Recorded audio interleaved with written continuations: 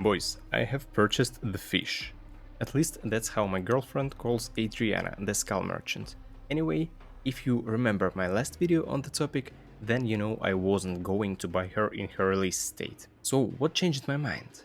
Just this Friday, March 17th, BHVR announced that Skull Merchant is getting reworked next week. Probably it's the day the video is released on this channel. In that announcement, they've covered everything about that rework, and in this video, we'll discuss those changes. But first, what's even wrong with her? Well, it's quite simple. Adriana is a tactical killer with zero chase potential. Community has never enjoyed killers like this. Take Hag for example. However, Hag is at the very least one of the most thought through and coherent design implementations. Same cannot be said about Adriana. Skull Merchant has insane genlock capabilities, we all understand this much. Games against her do in fact last forever. The problem, however, is that her power design is made in a way cruel for both sides. Genlock is easy to break once you lure her out of the 3-gen into a chase. This creates a terrible limbo for both Adriana and survivors. The killer is bound to their 3-gen for all eternity, being unable to chase efficiently, and remaining in this genlock state guarantees that the game will end automatically in an hour. At the same time, leaving the 3-gen guarantees a loss for Adriana.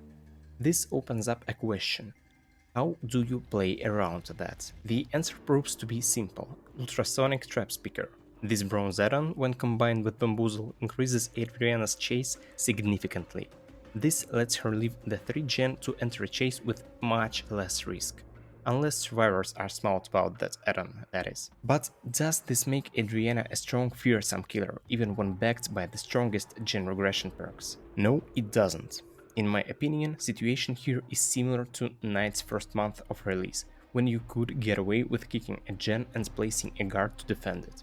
But this only lasted a month, while people were figuring out how Knight works. Nowadays, you are better off not doing that, unless you face complete newbies. I'm sure you already got the idea. Adriana has been out for less than 2 weeks, and she's extremely rare. I myself faced her 3 times only. I actually did a couple of naked games and had people with 5 to 7,000 hours fail to break my 3-gen and give up.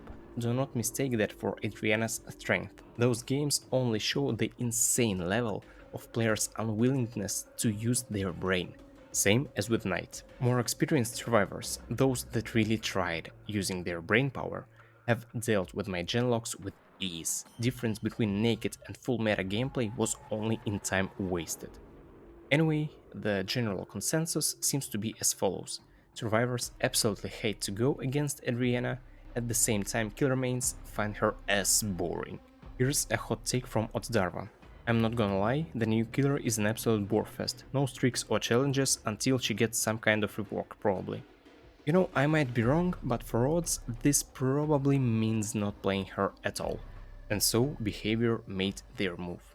A few days after Otsdarva's reaction, a rework has been announced. What was changed? First and foremost, survivors with an active claw trap lost their capability to disable drones. Second, a reduced version of the trap speaker is now in her base kit. Survivors with claw traps break pellets when vaulting them, and claw traps break as well. Finally, with this rework, Adriana gets an increasing haste effect for each survivor with a claw trap, starting with 3%. This sounds batshit crazy actually, but don't worry, drones are modified accordingly. Drones now return to Adriana only after the claw trap is gone from the survivor who disabled it. However, another change was implemented to protect Adriana from survivors holding her drones hostage. Claw traps now break down as soon as their batteries deplete, and these batteries do not recharge inside drone areas. These changes come along with a couple add-on changes, of course. First, Sonic Trap has a brand new effect. It reduces the time to gain undetectable inside the drone area by 50%. Now, this looks like a brown add-on. Adaptive lighting was also buffed. It now increases undetectable after leaving drone areas for 50% instead of 20%. Furthermore, Prototype Rotor is now purple instead of eerie. It was replaced by expired batteries, which moved from purple to eerie. These have also received a nerf. Their bonus charge has decreased from 150% to 40%. So, these are all the changes Adriana receives for now. Honestly, I feel like this is a nice rework and feel safe to buy her at this point. The question is, however, will she get stronger? And I personally think that she will, just because I truly believe that she's utter trash as of the release date. But what's more important is that from now on, Adriana has a good chance to become way more interesting for both sides. Her power is now more of a balance between Genlock and Chase, which I really like. In general, I am quite happy about BHVR listening to their community and not leaving Adriana in the dire state she was released in. I genuinely think that these changes are at least pointed in the right direction. However, a question to ponder would be why could they not do it from the beginning? But that's a whole other discussion. Thank you so much for watching. If you liked the video, please hit those subscribe and like buttons. And don't worry, new content is on the way this weekend.